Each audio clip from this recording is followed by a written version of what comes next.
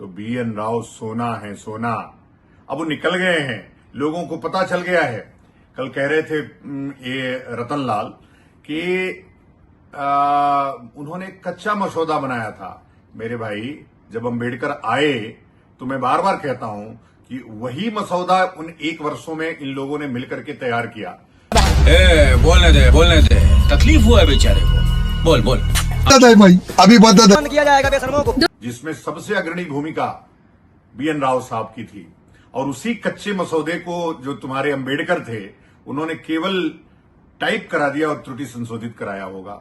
Typist वो काम, यही काम प्रारूप समिति का था भी, और अम्बेडकर का योगदान इससे ज्यादा कुछ था नहीं।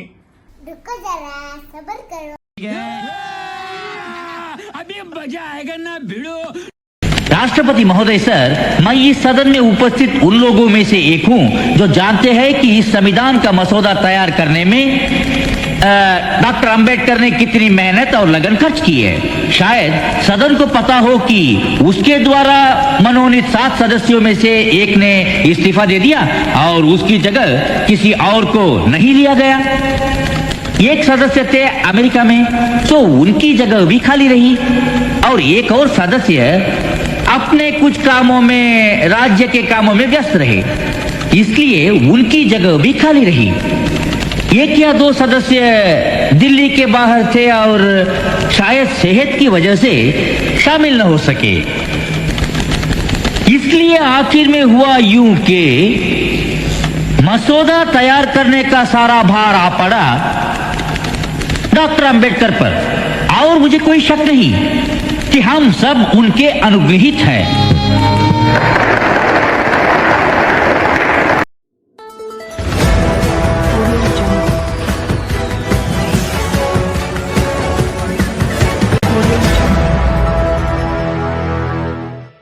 दोस्तों, जय भीम, नमो बुद्धाय। आप देख रहे हैं द मूक नायक में आपका स्वागत है।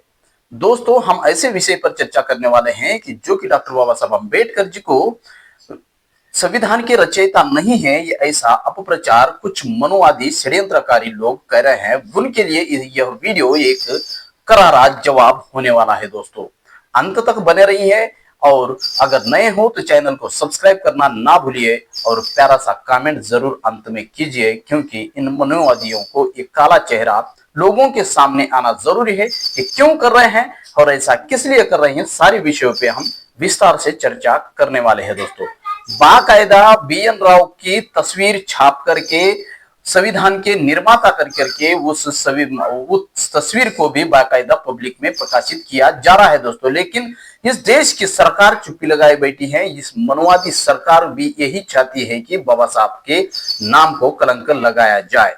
इस प्रकार से जो मनोवादी चेहरे एक एक करके आगे आ रहे हैं, जैसे कि अनिल मिश्रा, जो बाबा साहब के स्टैच्यू को ग्वालियर के हाईकोर्ट में लगाने से इनकार करने पर वो चर्चा में आए, और बाद में जो है उन्होंने इस प्रकार से टिप्पणी करना शुरू किया। और उसके बाद में जो है ऐसे ही एक पाखंडी जो खुद को पंडित कहने वाला, जो काली सेना का खुद को अध्यक्ष कहता है, वो भी ऐसे ही अभद्र टिप्पणियां कर रहा है। दोस्तों, इन दोनों को भी पोल खुलने वाली है। दोस्तों, तो आज हम चर्चा करने वाले हैं। हमारे साथ मौजूद है धनश्री वाघमारे जी, तो आपका स्वागत है इस चैनल पर। तो दोस्तों, उनका जो प्रश्न है, उनका जो कमेंट है बाबा साहब के ऊपर, जो बाबा साहब, जो BN राव ने जो ड्राफ्ट बनाया था, वह ड्राफ्ट ही बाबा साहब ने संविधान के रूप में दिया है। उसके अलावा बाबा साहब ने कुछ नहीं किया है। तो इस बात का उनको जवाब देने के लिए हम जो डॉक्टर बाबा साहेब अम्बेडकर द्वारा जो स्पीचेस, जो लिखित 40 ग्रंथ छापे गए हैं, सरकार के द्वारा जो 22 खंड छापे गए हैं, उस 22 खंड के अनुसार उसमें 18वां खंड क्या कहता है। तो दोस्तों, उस 18वें खंड में किसने लिखा, कैसे लिखा, यह हम आपको साफ तौर पर बताना चाहेंगे। जो अनिल मिश्रा उस ड्राफ्ट को लेकर आके सोशल मीडिया में वो बता रहा है कि इस ड्राफ्ट में इस प्रकार से BN राव ने लिखा, और बाकायदा इस ड्राफ्ट को संविधान सभा के अध्यक्ष राजेंद्र प्रसाद जी ने उस पर मोहर लगाई, उनकी हस्ताक्षर है, उन्होंने मान्यता दी। लेकिन वही राजेंद्र प्रसाद जी के दिए हुए उस ड्राफ्ट का मसौदा कमेटी के सभी सदस्यों ने क्या किया, मैं आपको पढ़कर बताना चाहूँ। तो चर्चा में हम आगे बढ़ते हैं और हम जानते हैं कि वो मसौदा समिति में कौन कौन सदस्य थे। इस किताब में सब कुछ लिखा हुआ है स्पष्ट तौर पर। ये 18वां खंड का तीसरी वृत्ति है दोस्तों। इसमें 3 भाग है, 3rd वॉल्यूम है, 18 में 3rd वॉल्यूम है। तो इसमें जो लिखा है वो पढ़कर बताएंगे। तो मसौदा समिति के जो सदस्य हैं, मैं उनके नाम आपको बताती हूँ। अल्लादी कृष्ण स्वामी Iyer, N Gopal Swami Iyengar, doctor BR Ambedkar, उसी के साथ चौथे सदस्य थे श्री के एन मुंशी, 5वें सदस्य थे सैयद मोहम्मद सादुल्ला, 6वें सदस्य थे BL मित्तल और 7वें सदस्य थे DP खेतान। यह वो जो 7 मसौदा समिति के सदस्य थे। आगे लिखते हैं। आगे मसौदा समिति के अध्यक्ष में एक मत से बाबा साहब को चुना गया था। उस दौरान संविधान सभा के अध्यक्ष जो डॉक्टर राजेंद्र प्रसाद, इनका एक पत्र मसौदा समिति को यानी डॉक्टर बाबा साहेब अम्बेडकर जी को आया था। वह पत्र बैठक में प्रस्तुत किया।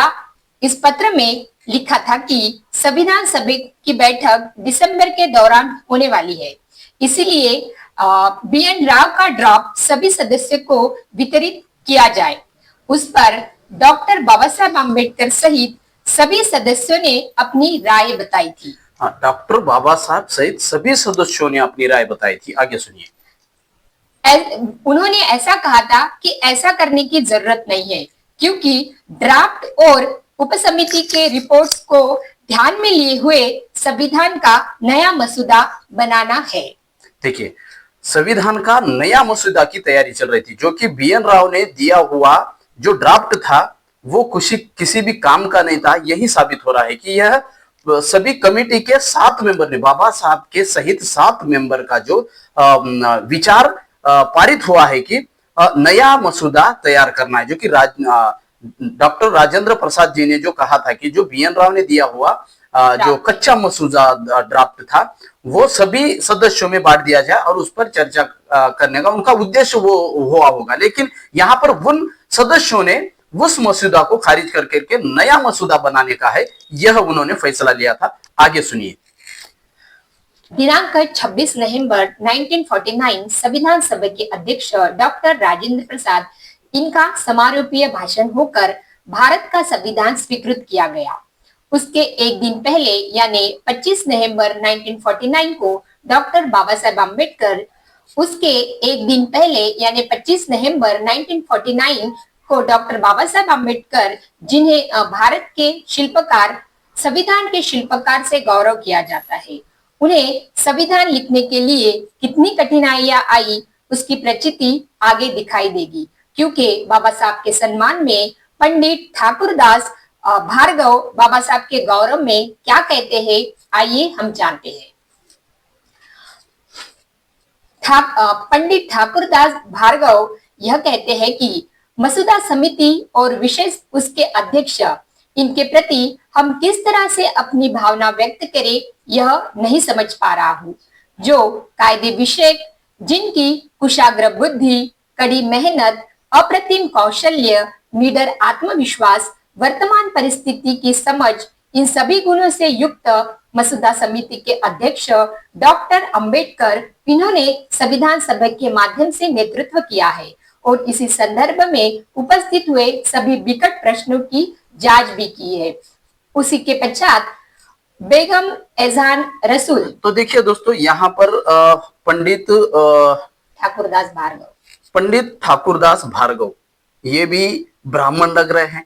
जिन्होंने भी कहीं पर भी इनके शब्दावली में जो बाबा साहब की जो प्रशंसा कर रहे थे, किन किन शब्दों में प्रशंसा कर रहे थे आपने सुनाई है, उसमें ना कहीं पे भी BN राव का कहीं पे भी जिक्र नहीं है। दोस्तों देखिए आगे सदस्यों का क्या कहना है, वो क्या कहते हैं वो भी सुनिए दोस्तों। उसी पश्चात बेगम एजाज रसूल ये बाबा साहब के बारे में क्या कहते हैं।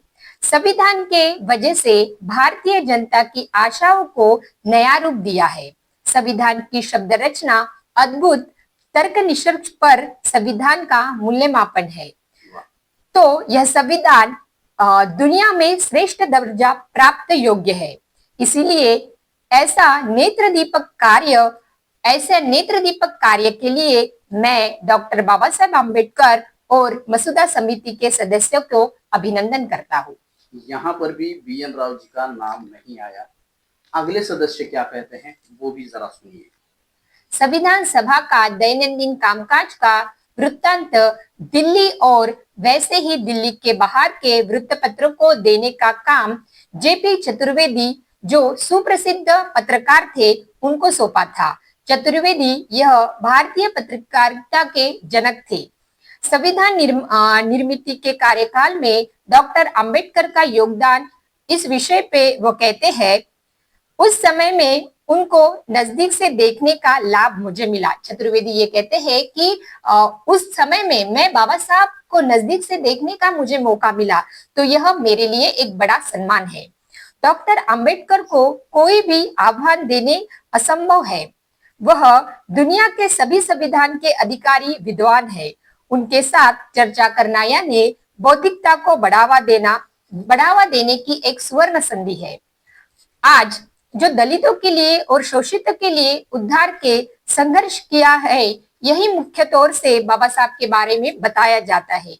किंतु भारत के नए प्रजासत्ताक नए निर्माण के लिए उनका योगदान कितना बड़ा है, इसका जिक्र नहीं होता। यही इन पाखंडवादियों को समझना चाहिए, पढ़ना चाहिए। इन किताबों में लिखा हुआ है, भारत सरकार ने छापा हुआ है। ये कोई हमारे मन से हम बता नहीं रहे हैं। इस किताब में, इस ग्रंथ में छापी हुई बात है सब कुछ।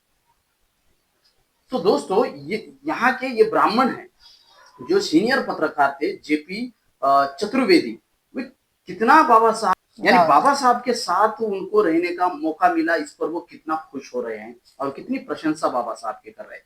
इन्होंने भी जो BN राव जी का कहीं पर जिक्र नहीं किया, BN राव का नाम तक उन्होंने भी नहीं लिया। आगे देखेंगे। उसी प्रकार जो एक सुप्रसिद्ध घटना तज्ञ SV पायली वो कहते हैं कि डॉक्टर अंबेडकर जी अपने साथ विद्वत्ता, कल्पना शक्ति, तर्कनिष्ठता और वक्तृत्व और अपने अनुभव से सभी क्लिष्ट दुर्बल प्रश्न पर उनकी मजबूत पकड़ थी और ऐसे प्रश्नों पर वह अपने सभी उत्तर प्रभावी तौर पर सुलभता से प्रस्तुत करते थे। दुनिया के सभी प्रगत राष्ट्रों के घटनात्मक कायदों को और उसके अमल बजावनी का उन्हें गहरा ज्ञान था और वैसे ही 1935 के कायदे विषय की बारीकाई से उन्हें ज्ञान था। घटना के मसौदा चर्चा सत्र में जाते वक्त उपस्थित हुए कोई भी प्रश्न या टीका हो, वह उसका सुस्पष्टीकरण देते थे। इसी वजह से सदस्यों के मन का जो संदेह था, जो कलह था, जो असंविधानपना था, वो खत्म हो जाता था। आज हम देखते हैं कि डॉक्टर अंबेडकर जी का उसके बाद देश और प्रदेश में गौरव होता रहा। हर समय ध्यान रखने ऐसा महान राष्ट्र कार्य जो था, जो उन्होंने करके दिखाया था। देखिए, इस प्रशंसा में BN राव का कहीं पर भी नाम नहीं आया, ना कि उन्होंने जो किया हुआ काम भी यहाँ पर बताया गया। उनका योगदान उसमें था, बल्कि सिर्फ एक सलाहकार करके उनका योगदान था। आगे उस पर हम बात करेंगे।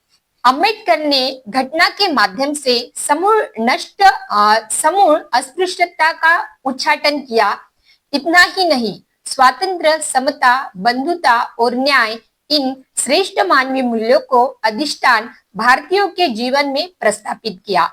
इसीलिए दुनिया के एक थोर घटना पंडित के नाम से उनको नवाजा गया। सुप्रसिद्ध जो ख्यातनामिक राज्यशास्त्रज्ञ और ऑक्सफोर्ड व कैम्ब्रिज विद्यापीठ के माजी नामवंत प्रोफेसर अर्नेस्ट वॉकर, उन्होंने 1951 में अपना principle of social and political theories यह अभ्यास पूर्वक ग्रंथ सुप्रसिद्ध किया था और उन्होंने भारतीय संविधान के उद्देश्य पत्रिका को यानी प्रियम्बल को उसको अर्पण किया। ग्रंथ के प्रास्ताविक में वो कहते हैं, मेरे प्रस्तुत ग्रंथ के विचार इस उद्देश्य पत्रिका यानी प्रियम्बल को सम्मिलित है। भारत के लोगों ने अपने स्वतंत्रता की शुरुआत इस श्रेष्ठ मूल्यों को अपनाकर किया, यह गौरवशाली बात है। तो दोस्तों वीडियो शो में भी बाबा साहब की चर्चा होती रही। जब डॉक्टर बाबा साहब अम्बेडकर जी ने संविधान का निर्माण किया, ये अतुल्य संविधान था। एक दुनिया का लौता ऐसा संविधान था जो कि सारे दुनिया ने इसको कबूल किया था। इसीलिए भारतीय घटने के शिल्पकार डॉक्टर अंबेडकर, इनके कर्तृत्व का ऐसे बड़ा गौरव सम्मान और कौन सा हो सकता है। यह उन प्रोफेसर ने कहा है दोस्तों, जो कैम्ब्रिज विद्यापीठ के प्रोफेसर थे। उन्होंने वहां से डिग्रियां हासिल की थी। ऐसे विदेश के अनेक प्रोफेसरों ने भी बाबा साहब की प्रशंसा की। इसमें BN राव का कहीं पर भी नाम नहीं आता। ये पाखंडी जो कह रहे हैं, BN राव ने पूरे दुनिया भर में घूमकर वो ड्राफ्टिंग तैयार की थी। फिर दुनिया भर में अगर घूमकर ड्राफ्टिंग उन्होंने की थी तो दुनिया के बाहर के तो लोगों ने उनका नाम लेना चाहिए था। जो यहाँ के ब्राह्मणों ने तो भी तब के उनका जिक्र करना चाहिए था ना। इसमें जो जिस प्रकार से ठाकुरदास भार्गव जी ने भी उनका जिक्र नहीं किया, वे भी ब्राह्मण थे। जो कि JP चतुर्वेदी जी जो सीनियर पत्रकार थे, उन्होंने भी उनका जिक्र नहीं किया है। तो दोस्तों यहाँ पर जो डॉक्टर बाबा साहब अम्बेडकर जी के साथ जो 7 लोगों में से कमेटी में जो TP कृष्णमाचारी जो थे, तो TP कृष्णमाचारी भी यह बाबा साहब को प्रशंसा करते समय वो कह रहे हैं कि जो भी 7 सदस्यों में से कोई विदेश में शिफ्ट हो गया, किसी की प्राकृतिक हालत ठीक नहीं, वह घर में रहे, तो उनकी जगह कोई रहने के लिए तैयार नहीं था। और कोई अपने निजी कामों में उनकी भी जगह खाली है। फिर बाद में जाकर के वह पूरा का पूरा भारत अम्बेडकर को कराता है। बाबा साहब अम्बेडकर जी उनकी जगह भी खाली रही। इतना खूबसूरत और एक और सदस्य है इस प्रकार से बाबा साहब की प्रशंसा होने के बाद बाबा साहब खुद फिर बाद में अपने भाष्यकार में कहते हैं कि मसूदा समिति के लोगों ने और यहाँ पे ये साल में मौजूद सभी लोगों ने मेरी प्रशंसा और मुझे श्रेय दिया है। इसके लिए मैं उनका धन्यवाद कहता हूँ। और इसके साथ जो मेरे साथी सभी का इसमें योगदान है। इसके साथ जो कह रहे हैं ना, बाबा साहब ने BN राव का खुद जिक्र किया, उन्होंने कच्चा मसूदा तैयार किया और उनको श्रेय जाता है किया। ये बाबा साहब का बड़प्पन है दोस्तों, जो सभी को श्रेय दे रहे हैं। बाबा साहब महापुरुष वैसे ही होते हैं जो सभी को अपना कहते हैं और सभी को अपना। जिस प्रकार से एक जंग जीती जाती है, एक लीडर होता है और उसका श्रेय जिस प्रकार से लीडर सभी सैनिकों को देता है कि ये जंग सैनिकों, अगर ये सैनिक ना होते तो ये जंग भी जीती नहीं जा सकती थी। वो उस सैन्य के लीडर का वो बड़प्पन होता है, उस सैन्य को भी वो अपना श्रेय देता है। हालांकि लीडर अगर कोई नहीं होता तो कोई जंग जीती भी नहीं जाती और वह सैनिक कोई जंग जीत भी नहीं सकते दोस्तों। तो BN राव को बाबा साहब ने क्या कहा है, इसमें ही लिखा हुआ है कि BN राव के लिए बाबा साहब ने ये किया है कि इसमें का श्रेय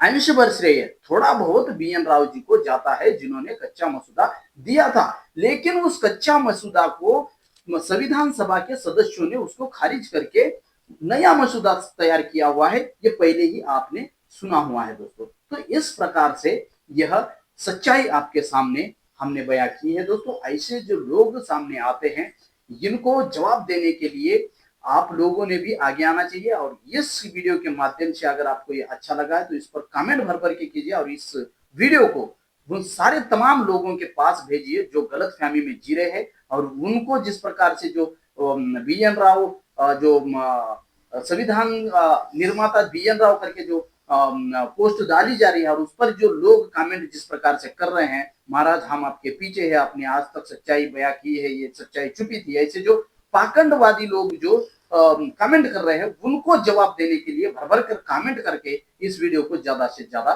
शेयर करिए दोस्तों। धन्यवाद। फिर मिलेंगे ऐसे ही अगली खबर में। द मूक नायक के साथ जुड़े रहिए इस सत्य के सफर में। द मूक नायक आपकी आवाज बनेगा। जय भीम, नमो बुद्धाय।